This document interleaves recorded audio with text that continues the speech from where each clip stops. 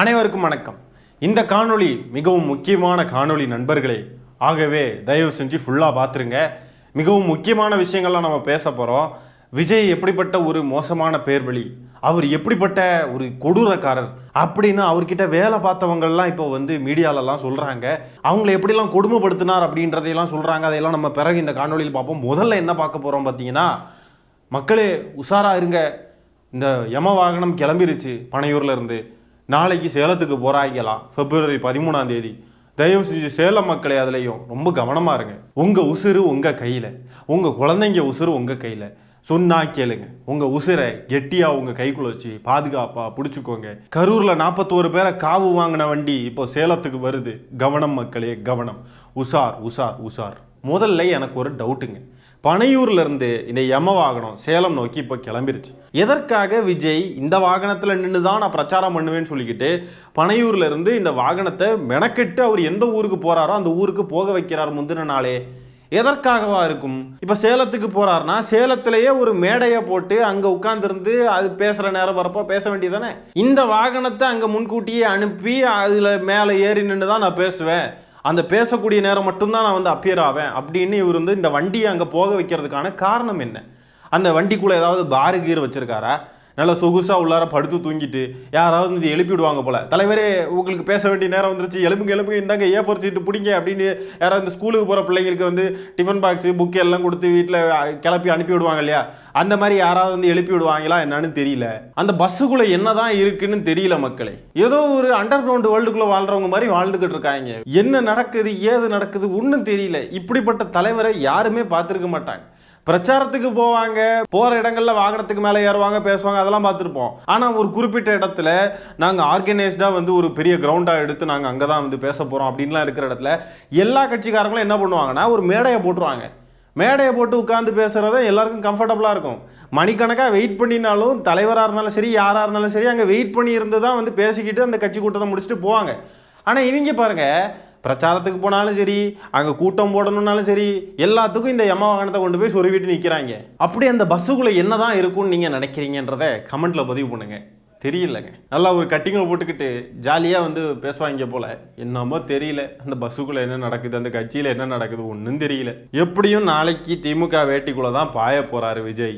நாளைக்கு அவர் திமுகவை எப்படி கடிக்கிறார், எப்படி சுவைக்கிறார் அப்படின்றதெல்லாம் நம்ம பார்ப்போம். பார்த்து அவரை வச்சு உரின்னு உரிப்போம். பார்ப்போம் மக்கள். இப்போ விஜய் சேலத்துக்கு போகிறாரு பாருங்க. இந்த பிரச்சாரம் பண்ணுறதுக்கு ஒரு கிரவுண்ட் எடுத்திருக்காங்க பாருங்க. அந்த கிரவுண்டில் 4998 பேர் மட்டுமே அனுமதின்னு காவல்துறை தெரிவிச்சிட்டாங்க. QR கோடு முறையில் நுழைவுச்சீட்டு கொடுத்துருக்காங்களாம். அந்த நுழைவுச்சீட்டு இருக்கிறவங்க மட்டும்தான் அனுமதிக்கப்படுவார்கள்னு சொல்லி திட்டவட்டமாக தெரிவிச்சிருக்காங்க. ஆனாலும் பாருங்க, சேலத்தில் இருக்கக்கூடிய அணில் குஞ்சுகள்லாம் நிறைய பேர் கூடி வருவானுங்க. அதுதானே தாவேக்கா தலைவர் விஜய்க்கு வேணும். ஏன்னா 5000 பேர் மத்தியில் நின்று பேசிக்கிட்டு போகிறதுக்கு அவர் வராரு. கூட்டம் கூடணும், ட்ரோன் ஷாட்ஸ் ரொம்ப ரொம்ப முக்கியம். இவங்க எடுத்திருக்கிற இடத்துல வேற மலை இருக்குது பக்கத்தில். எத்தனை அணில்கள் மலைக்கு மேலே ஏறி உருண்டு பிறண்டு என்னெல்லாம் பண்ண போகிறானுங்களோ தெரியல. பார்ப்போம் மக்களே. சரி, இப்போ விஜய் நாளைக்கு சேலத்துக்கு வர உள்ள நிலையில் ஒரு பத்திரிகையாளர் சந்திப்பை நடத்தியிருக்காங்க. புஷி ஆனந்தும் அந்த சேலம் மாவட்ட செயலாளர் பாண்டியனா தமிழன் பாண்டியனா அவர் பேர் என்னமோ, இந்த புஷி ஆனந்துக்கும் இந்த சேலம் மாவட்ட செயலாளருக்கும் பார்த்தீங்கன்னா ஒரு பாச போராட்டம் நடக்குது. யார் சோஃபாவில் உட்கார்றது, மைக்கு முன்னாடி யார் உட்கார்றது அப்படின்னு. புஷி ஆனந்த் என்னன்னா நீங்கள் உட்காருங்க அப்படின்றாரு. அந்த மாவட்ட செயலாளர் பார்த்தீங்கன்னா ஐயோ புஷி ஆனந்த், ஐயோ பொதுச் செயலாளர் நீங்கள் இருக்கிறப்போ நான் எப்படி உட்கார முடியும்னு அவர் தரையிலே உட்காந்துட்டார். இங்கே பாருங்களேன்.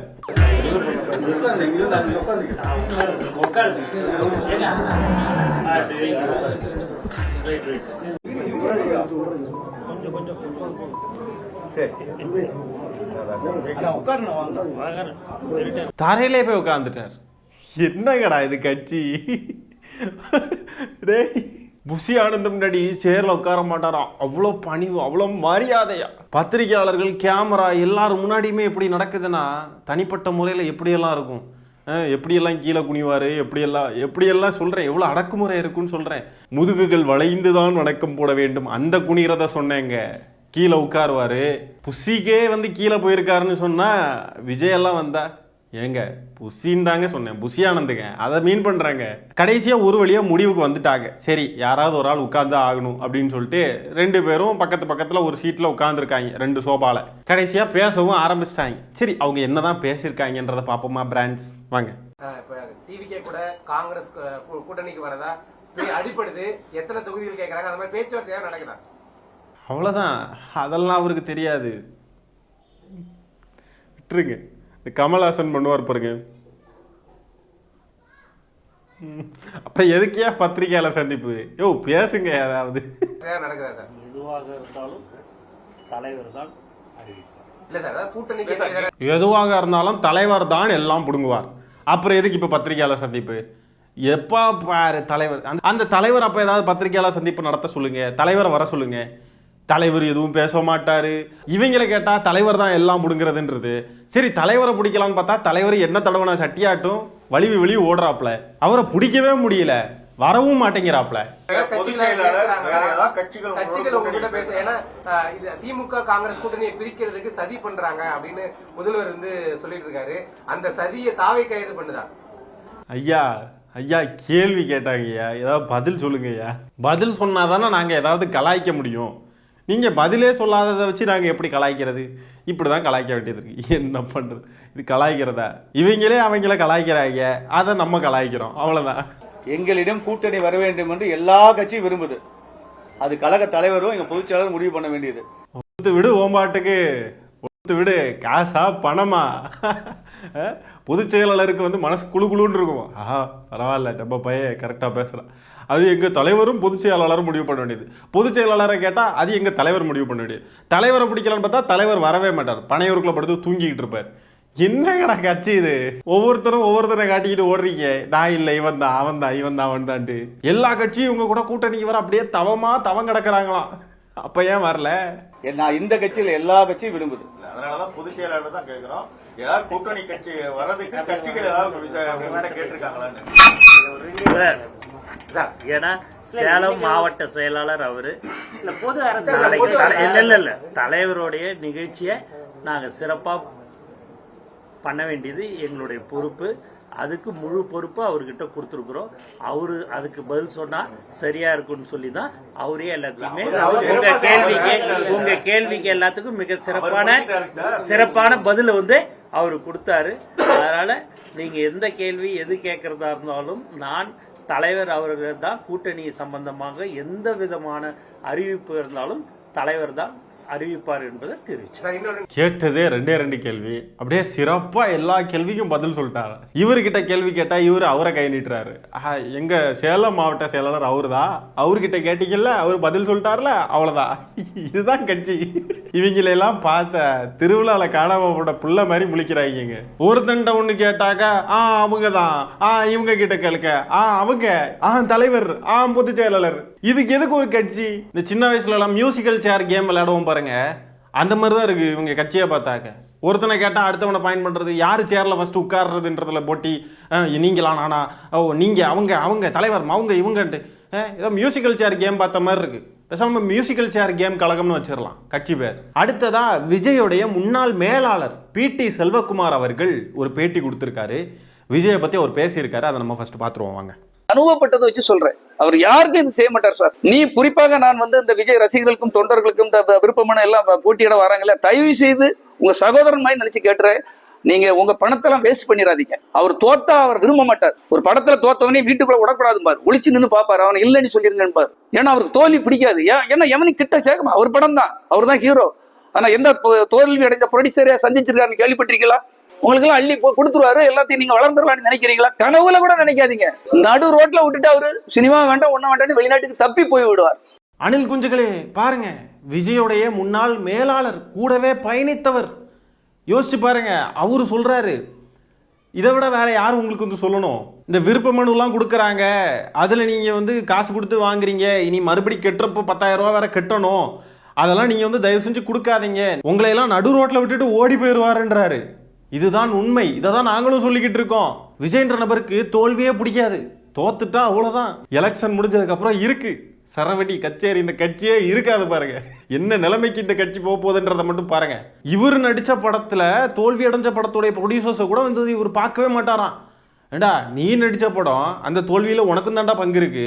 அதாவது தோல்வி அடைஞ்சா கூட பழியெல்லாம் தூக்கி அடுத்தவங்க மேல போட்டுக்கிட்டு அடுத்தவங்களையெல்லாம் டிஸ்கிரிமினேட் பண்ணி அடுத்தவங்களையெல்லாம் விரட்டி விடுறது. இவர்னாலையும் தோல்வி அடைஞ்சிருக்கலாம் அப்படின்ற பாயிண்ட் ஆஃப் வியூல இவர் யோசிக்கவே மாட்டார். இவர் பெரிய அப்படியே எல்லாத்துலயும் அப்படியே பெர்ஃபெக்டா புடுங்குறவரு.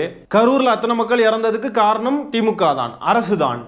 இவர் வந்து ரொம்ப பெர்ஃபெக்டா இருந்துட்டார், கரெக்டான டைமுக்கு போயிருக்காரு, கரெக்டா எல்லாம் பண்ணிட்டாரு. அதனால அடுத்தவங்க மேல பழிய போடுறாரு.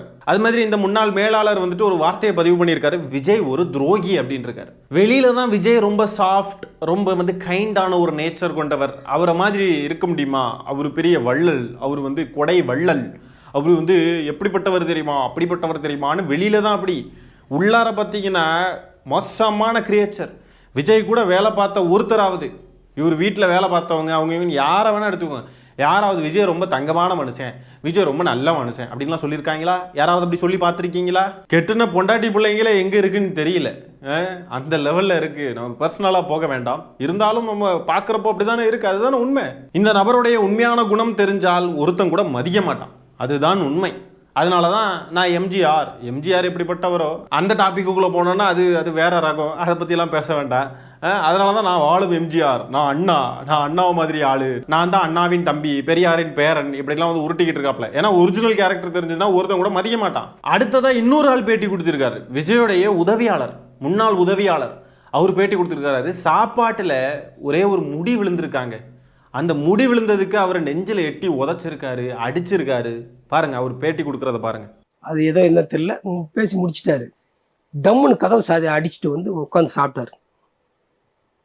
சாப்பிட்டுட்டு அந்த டென்ஷன் கண்ணெலாம் கலங்கி பயங்கர எமோஷன் எங்கேயோ போயிடுச்சு. அவ்வளோ கோபம் எங்கள் கண்ணில் தெரியுது, அவர் கோபம் எனக்கு. சாப்பிட்டுட்டு எல்லாம் சாப்பிட்டு முடிச்சுட்டு எந்திரிச்சாரு. இப்படின்னா அவருக்கு அந்த அந்த முடி அமுகமாகவே இருக்கார் அவர். அன்னைக்கு ஒரு நாள் இருந்துச்சு அது மாதிரி இருக்குன்னு, இது என்ன அப்படின்னா, சார் ஒன்றும் இல்லை சார் அப்படின்னு ஒரு அறை விட்டார். உங்களை அடிச்சிட்டாரா? அடிச்சிட்டார். நீங்கள் விஜய், நான் செல்வம், நைட்டு 12 மணி, யாருமே கிடையாது, காக்கா சவுண்டு கூட உள்ளே கேட்காது, 2 பேர் தான் நிற்கிறோம். சோபாவில் போய் பொத்துன்னு விழுந்தேன், திகைச்சிட்டேன். ஏன் நம்மளை அடிக்கிறாரு, நம்ம ஒரு தப்பும் பண்ணலையே, என்னன்னு யோசித்தேன். திரும்ப யோசிக்கிறேன். நைட்டு 12 மணி, அப்படியே கண்ணாடி, இதே கண்ணாடி தான் எடுத்து போட்டுக்கிட்டு திருப்பி அந்த கீழே இதெல்லாம் எடுத்து வச்சுட்டு திருப்பி எட்டி உதைச்சாரு. அதெல்லாம் சொல்லக்கூடாது, என்னுடைய வறுமை, இதனால் என்னன்னாலும் பரவாயில்ல, நான் உண்மையை சொல்லித்தானே ஆகணும். இது வந்து பொய் கிடையாது. ஏன் நம்ம அவனை உதைச்சன்றது அவரு தான் நினைச்சு பார்க்கணும். நான் ஏங்க அவர் வந்து எக்ஸசைஸ் எல்லாம் பண்ணவர், ஒரு பாடி ஃபில்டரா இருப்பாரு, உடம்பு பாடி என்ன உதைக்கும், அவளுடைய ஸ்ட்ராங்கான உடம்பு மூலமா உங்களை உதைச்சா அவரு. இது வரைக்கும் அவரை பத்தி நான் தப்பான பேட்டியோ, எத்தனையோ பேர் அவர்கிட்ட நின்ன பிறகு என்னை வந்து கேட்டாங்க, அவரை பத்தி இது வரைக்கும் நான் தப்பா சொல்லலை. உங்க மனைவி சொன்னதை மீறி நான் உங்களை வந்து பேச வைக்கிற காரணம் வந்து இப்ப நீங்க இருக்கிற சூழலை வந்து, குடும்ப சூழலை, உங்க பொருளாதார ரீதியா ஏதாவது உங்களுக்கு ஒரு உதவி கிடைக்கணும் அப்படிங்கிற ஒரு அக்கறையில தான் நான் உங்களை வந்து நான் பேச வைக்கிறேன். பாத்தீங்களா இவ்வளோ கொடூரமான ஒரு நபரா விஜய் இருந்திருக்காருன்னு. ஒரு சாப்பாட்டில் முடி விழுந்ததுக்கு கூட உனக்கு சகிப்புத்தன்மை இல்லை, முடி தானே விழுந்துச்சு, ஏன்னா புசியா கிடந்துச்சாங்க. புசினா இது இந்த பூனை இருக்குல்ல, பூனையை சொல்றேன், பூனை ஏதாவது பூனையோடைய முடி அதெல்லாம கிடந்துச்சு, முடி தானே. மனிதர்கள்னா இந்த மாதிரி முடி விழுறது, இந்த மாதிரி சின்ன சின்ன தவறு நடக்கிறதுலாம் அது இயல்பு தான். உனக்கு அப்படி முடி விழக்கூடாதுன்னா நீயே போய் சம, எதுக்கு வேலைக்கு ஆள் வச்சிருக்க? மனுஷங்க தானே அவங்கள, என்ன ரோபோட்டா அப்படியே வந்து எல்லாம் பெர்ஃபெக்டாக பண்ணுறதுக்கு? நம்ம நினச்சதை விட பெரிய சைக்கோவாக இருந்திருப்பார் போல. நார்சிஸ்டிக் புத்தி இந்த நபருக்கு. லைட் ஆஃப் பண்ணி ஆன் பண்ணுறது, எத்தனை பேர் செத்தாலும் அதை கண்டுக்கிற கிடையாது, ஓடி போகிறது, அங்கே போய் வீடியோ பண்ணுறது 4 நாள் கழிச்சு. எப்படிப்பட்ட சைக்கோவாக இருந்திருக்காருன்னு பாருங்க இந்த நபர். இவ்வளோ பேர் இவங்களுக்கு நடந்த கொடுமையெல்லாம் சொல்கிறாங்க, அறிவுரைகள் சொல்கிறாங்க. அவர் கூட வேலை பார்த்தவங்க தான், வேற யாரும் கிடையாது. ஆனாலும் பாருங்களேன், இந்த அணில் கூச்சுகள் இதெல்லாம் புரிஞ்சுக்க மாட்டானுங்க, இவங்களே அபியூஸ் பண்ணுவானுங்க. அபியூஸ் பண்ணிக்கிட்டு காசெல்லாம் கொண்டு போய் கொட்டுன்னு கொட்டுவானுங்க. அவரும் நல்ல ஜாலியாக அனுபவிச்சுக்கிட்டு வெளியில் பார்த்தீங்கன்னா அப்படியே சின்ன குழந்தை மாதிரி, என் நண்பா நண்பீஸ் நீங்கள் தான் எனக்கு எல்லாம் என் நெஞ்சில் குடியிருக்கும், இப்படி எல்லாம் வச்சுக்கிட்டு நடிச்சுக்கிட்டு இவனுங்களை நல்லா வந்து மண்டைய கழுவி ஏமாற்றிக்கிட்டு இருப்பாப்புல. வெளியில் அவர் காட்டக்கூடிய முகம்ன்றது வேற மாதிரி இருக்கும், உள்ளார என்ன நடக்குதுன்னு யாருக்கு தெரியும்? மேடை போட்டு கூட்டம் நடத்த மாட்டேங்கிறாரு, பஸ்ஸை கொண்டு வந்து வச்சு கூட்டம் நடத்துறாரு. அந்த பஸ்ஸுக்குள்ளே பார் இருக்கா, என்ன இருக்குது, யார் இருக்காங்க, என்ன நடக்குது அந்த பஸ்ஸுக்குள்ள எதுவுமே தெரிய மாட்டேங்குது. வெளியில உள்ளார இருந்து மேலே ஏதோ படிக்கட்டு வழியா வராரு, மைக்கை பிடிச்சி பேசுறாரு, திருப்பியும் உள்ள போயிடுறாரு. இந்த அணில் குஞ்சுகளுக்கு வெளியில அந்த பஸ் மட்டும் தான் தெரியுது, அந்த பஸ்ஸுக்குள்ள என்ன இருக்குன்னாவது தெரியுமா? அதுவே தெரியாது. இந்த லட்சணத்துல விஜய்ன்ற நபருடைய மண்டைக்குள்ள எப்படி இருக்கு, அவருடைய மூளை எப்படிப்பட்ட மூளை, அவர் எப்படிப்பட்ட நபர்ன்றது எப்படி இவனுங்களுக்கு தெரியும்? ஆகவே நாளைக்கு தரமான கண்டென்ட் இருக்கும், நல்லா வந்து வறுவல் போட்டு வைக்கிறேன், கண்டிப்பா வந்து பாருங்க சரியா? நாளைக்கு நம்மளுடைய காணொலியை கண்டிப்பா மறக்காம வந்து பாத்துருங்க ஃப்ரெண்ட்ஸ். சேலம் மக்கள் பார்த்துக்கிட்டு இருக்கீங்கன்னா கவனமா இருங்க, உங்கள் குழந்தைகளையும் உங்களையும் நீங்கள் பாதுகாத்துக் கொள்ளுங்கள் என்று சொல்லி இந்த காணொலியை நான் நிறைவு செய்து கொள்கிறேன். நன்றி, வணக்கம்.